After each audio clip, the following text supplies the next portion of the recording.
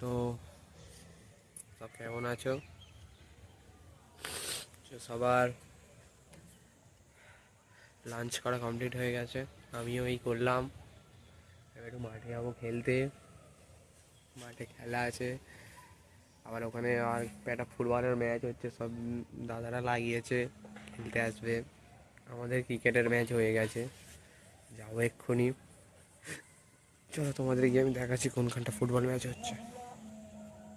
খেলা দেখাবো, দেখো গাইস খেলা হচ্ছে।